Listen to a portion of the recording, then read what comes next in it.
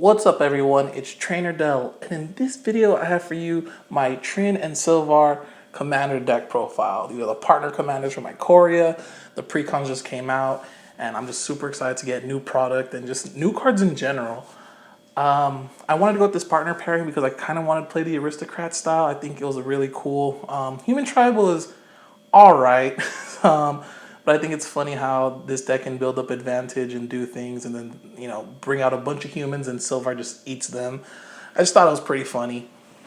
So, start off with the partner commanders right here. Trynn, Champion of Freedom. She's 3 and a white human soldier with partner with Silvar, Devourer of the Free. And at the beginning of your end step, if you attack this turn, create a 1/1 white human soldier creature token. So it's not too hard to bring out like a smaller creature and swing after casting her to just set up for future turns. And Silvar, he's kind of like the star of the deck. He's 3 and a Rakdos, Cat Nightmare, and partners with Trynn. And he has Menace, so that's cool. He has some kind of little evasion.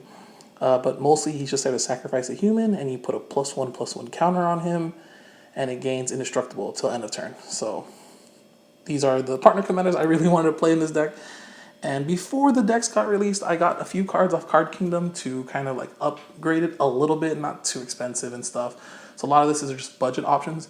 So yeah, let's get right into it. Mother of Runes, just a 1-drop human cleric that if you tap it, you target creature gains protection of any color till the end of turn. So just a cool card.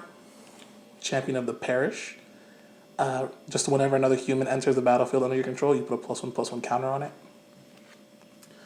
The Seer, just a really cool card that I've been meaning to get forever. And this is sacrifice any creature and scry 1.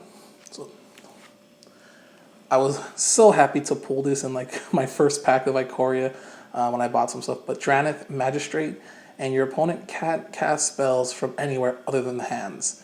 So, I mean, they can't really cast the commanders, right? So it's just really cool. It's really dumb. Might get banned. Might get banned from the thing. I don't know. It's creature removal is kind of easy though in this format. Imposing Sovereign, just creatures your opponent controls enter the battlefield tap. Thalia's Lieutenant, whenever it enters, you put a +1/+1 on each of your other humans. And then whenever another human enters the battlefield, you put a +1/+1 counter on this card.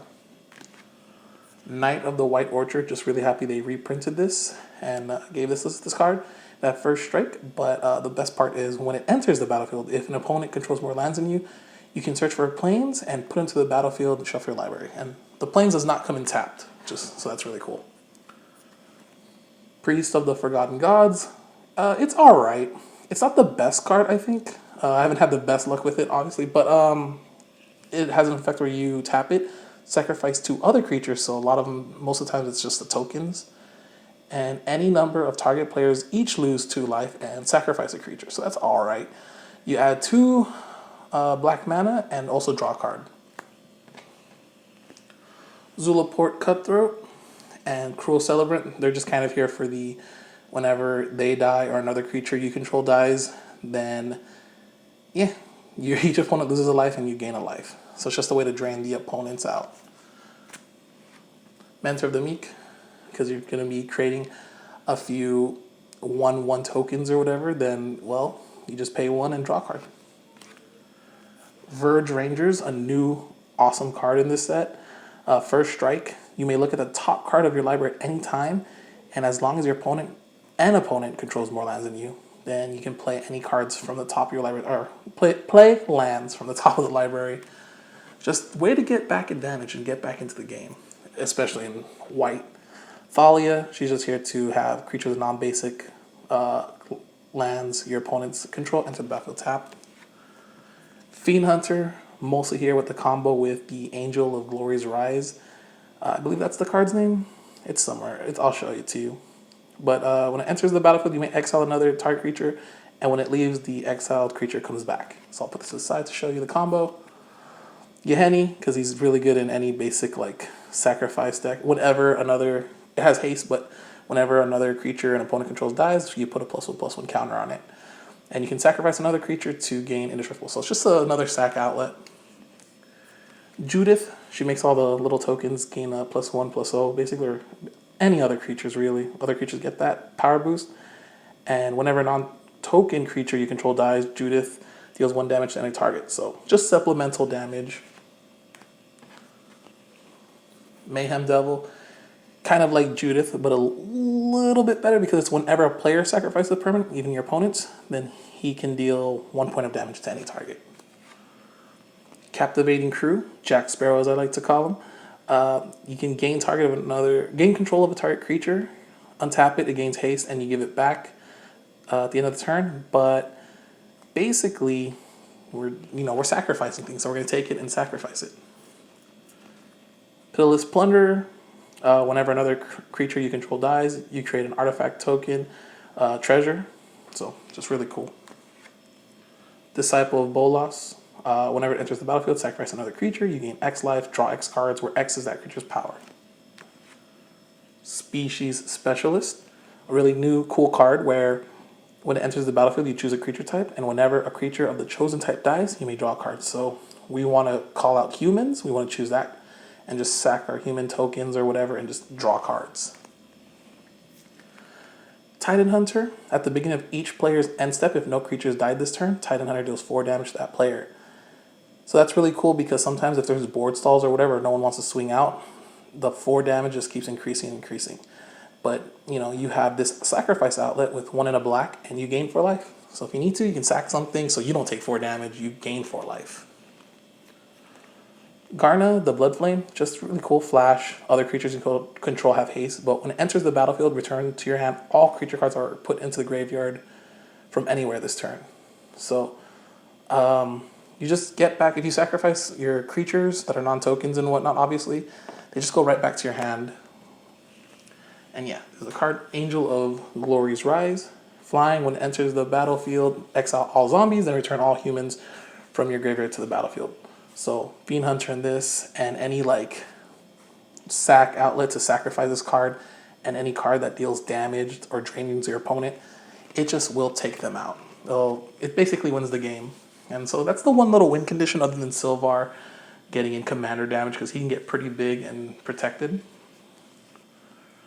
Those are the creatures. Now some spells. Repel the Abominable. Abominable?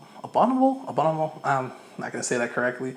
But prevent all damage that would be dealt this turn by non-human sources. So if you got a field full of humans, it's kind of a fog, but also if you want to swing out, your humans will be protected. The new card from this Commander Precon, Flawless Maneuver. If you control a commander, you may cast it without paying its mana cost. And creatures you control gain indestructible until end of turn. We got Swords to Plowshare, Disenchant. New card right here, Dire Tactics. So exile target creature, and if you don't control a human, you lose life equal to that creature's toughness. But we usually got a human on board. Terminate, Dreadbore, Rakdos Charm, just, staples in a sense for these colors. Chaos Warp, Dusk and Dawn for some board wipes now. Cleansing Nova, Route. And these cards are okay to play, especially with Silvars on the board, because you can just kind of blow up the field and sacrifice a human, and he's protected because he's indestructible. We got Diabolic Tutor, just a very budget tutor card. We got some draw cards here with Tormenting, Thrill, Cathartic Reunion, the red ones. A few of the black draw spells with Read the Bones, Painful Truths, Ancient Craving, and Ambition's Cost. We got Vampiric Rites. It's another way to draw cards and another sack outlet. Martyr's Cause, another sack outlet. Bastion of Remembrance, which is basically kind of like the Zulaport Cutthroat and the Celebrant, but on an enchantment. But also when you play this card, when it enters the battlefield, you create a 1/1 white human soldier token. So just really cool new card from Ikoria. Outpost Siege. You got to choose cons so you can kind of get some card advantage. It's like a free draw. Vigilante Justice. Whenever a human enters the battlefield under your control, it deals 1 damage to any target. So another way to loop Fiend Hunter and a sack outlet and the glory of Angels Rise or whatever. Cathar's Crusade, just really cool because Whenever a creature enters the battlefield under your control, you put a +1/+1 counter on each creature you control. So it can just gain incremental value for all your creatures. Even if you got to sack one token, everything else on the board still gets strong. Skull Clamp, which is just awesome for any token deck because a crit creature gets that -1, and whenever it dies, you draw 2 cards.